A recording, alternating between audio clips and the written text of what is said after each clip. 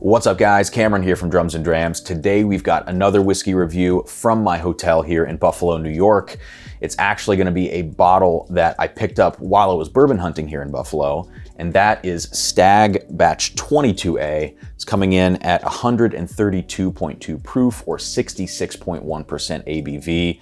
And because I am filming this in this hotel, one camera, not two, I'm gonna do my best to keep this unedited or very minimally edited so I can get this out in a timely fashion. Things have been kind of crazy, kind of busy for me recently. So that is your small disclaimer at the beginning of this video. But this is probably the first allocated bottle, I think that I can remember where I've walked into a store, had a very minimal conversation with the store owner. And frankly, this was kind of a hole in the wall here in Buffalo. And he just like immediately offered up a Stagg from the back. He's like, "You want me to go get you some Stagg?" I'm like, "Sure, what's it gonna run me?" Well, I didn't pay SRP, but I also didn't pay secondary, somewhere between. And in today's market, that's a pretty fair thing in my opinion.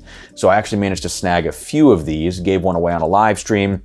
And on that live stream, which was just a couple days ago, I tasted this bottle. I thought I had it all figured out. But when I sat down just a few minutes ago to record this review, I nosed it, I tasted it, and I was like, I think I'm missing a few things. So I took some notes on my phone, and if you see me look down and reference that, it's just because I want to do this thing justice.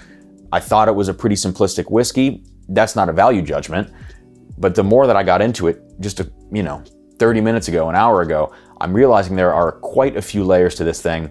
I want to make sure I get it right, especially for my very first allocated bottle purchase in I don't even know how many years. So let's check this thing out on the nose now. Remember, 132.2 proof, Stagg Batch 22A. Here we go, let's see what we get.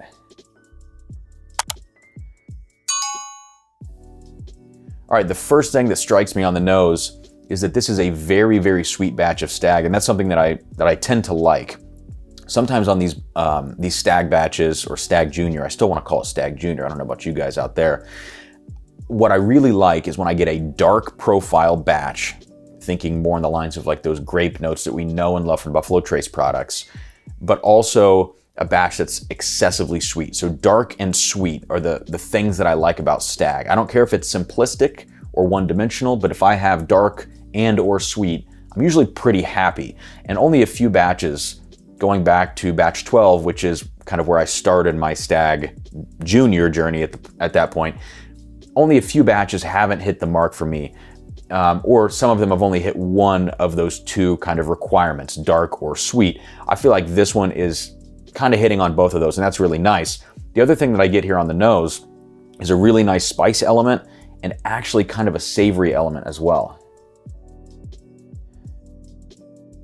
Yeah, so let me kind of break this down in terms of the flavor pyramid that I like to talk about. So in my mind, if you're looking at a kind of a pyramid of flavors, you have your bright notes at the top, your more aggressive, sharp notes, and you want less of those. And as you work your way down, as the pyramid gets wider, I tend to want more of those kind of darker, fuller notes. So let's start at the base of this whiskey. For me, at the base of this whiskey is a really nice kind of candied grape, candied cherry note. And this is standard Buffalo Trace fare. But in terms of this whiskey, I'm getting it more in like a cherry brandy kind of way. If you've ever had cherry brandy or even a cherry brandy finished bourbon, it's a very strong finish. There's kind of this distinct sweetness to that cherry brandy, or maybe even like a snow cone syrup. So cherry, grape, brandy, or snow cone syrup, that's kind of the underlying sweet notes. There also are a few underlying, bitter notes to it as well, or bittersweet. I would go barrel char on this. You can definitely get some barrel char. There is a little bit of like a bittersweet chocolate, like a baker's chocolate, a high cacao percentage. And there's also this fresh cracked black pepper going on in here on the nose too. Now, just above that, I'm actually kind of getting some fresh fruit notes as well. So this is not all just sickly sweet candied Buffalo Trace notes. There's almost like a raspberry preserve element to this. And there's maybe 2% of a note that is a very specific note for me. It's almost like orange marmalade. I tend to get this note on Woodford Very Fine Rare Bourbon. If you ever had that, what is it called? Master's Collection, not Master's Keep. Maybe it's the Master's Collection. It was a few releases ago. Woodford Very Fine Rare, assumed to have some older bourbon in that blend. There's like this orange marmalade, almost craft whiskey kind of note. I also get this on some whiskeys that have oat in the mash bill. I distinctly remember a Chattanooga apricot brandy finished whiskey where there were oats in the mash bill. Anyways, I'm getting into the weeds here, but kind of like this crafty orange marmalade note, very small amount of that in there as well with these raspberry preserves. But all that to say, I get candied fruit at the base, dark notes, a little bittersweet. As I work my way up, I'm getting this fresh fruit, raspberry preserve in particular, but a little orange marmalade as well. And interestingly, in this batch, I'm finding some, I guess, herbal notes. It's reminding me of some wines that I've tasted, and I am not a big wine person. I'm kind of dipping my toe right now. It's been about 10 months that I've been kind of gradually tasting wines and getting to know them a little bit, but this kind of like underbrush note or green pepper. What's something else? I'm gonna check my notes here. Like an oregano almost. Green pepper, oregano, underbrush, these kinds of notes. I'm actually finding some herbal quality to this Stagg. So very interesting, covering the grounds of sweet, of spicy, of savory. That's enough nerding out on the nose. I don't want to make this video an hour long. So let's taste this thing now. Cheers.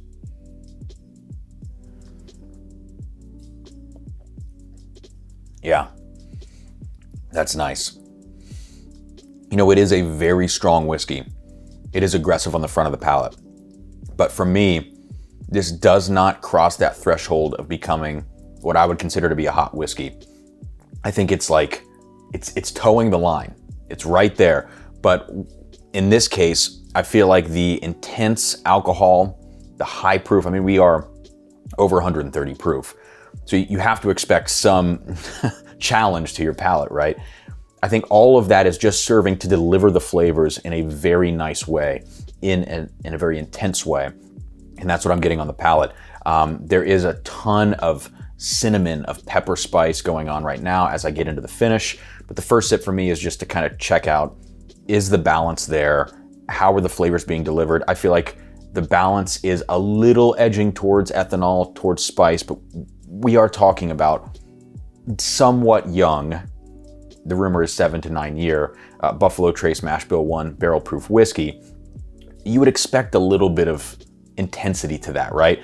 So first sip for me checks a lot of good boxes. Let's go in for a second sip now.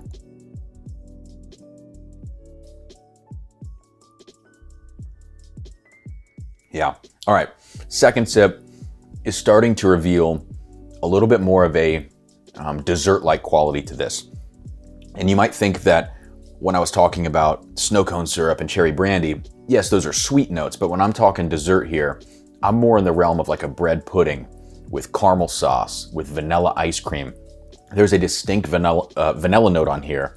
And there's also this kind of bakery toasted bread kind of thing that I picked up also on batch 22B. In this case, I'm gonna call it bread pudding. I could see if you wanted to call this like a buttered croissant, or, you know, croissant fresh out of the oven, or, you know, something along those lines. Starting to pick up that on the second sip. Now, as I'm into the finish, what I'm left with are those kind of dark, bittersweet barrel char, black pepper, kind of bittersweet chocolate notes, as well as some really nice dark fruits. And in this case, on the finish, I feel like those fruits are coming off like more of like a dried fruit, more of a dried plum, you know, kind of maybe a blackberry, or maybe like a fig, something along those lines. Very dark fruit, but a little bit on the drier side. I wouldn't go raisin. Raisin would be a little extreme, right? I know I sound crazy listing off all these notes, but I did spend a little time before I started this video kind of digging into this whiskey, and it's a fun one to explore. A few of these Stagg releases, in particular batch 17, I was underwhelmed by, and it's nice to be able to pick one of these up and to dig into it and to get excited about exploring it and not just think like, oh, it's a barrel proof mash bill 1 from Buffalo Trace. So anyways, please excuse all of the tasting notes and the nosing notes. One more sip and then we're gonna wrap this up.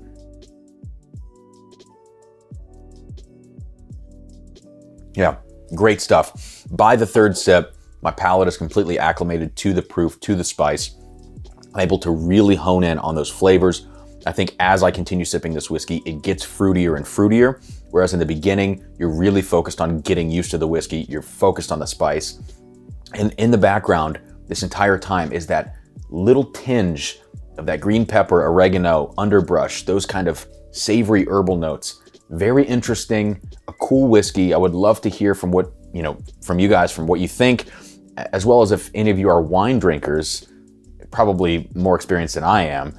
And if you've tasted this, whether you find any of those distinct herbal notes in the mix. So hit that like button if you enjoyed this video. Subscribe to the channel if you want to check out some more content. And I would highly recommend this bottle of Stagg if you can find it for $150 or under. I know that's above SRP, but the way the market is these days, you're not gonna probably find this 40, 50, 60 bucks like you might in years past. That's gonna do it for this video. Thank you so much. Cheers, and I will see you next time here on Drums and Drams.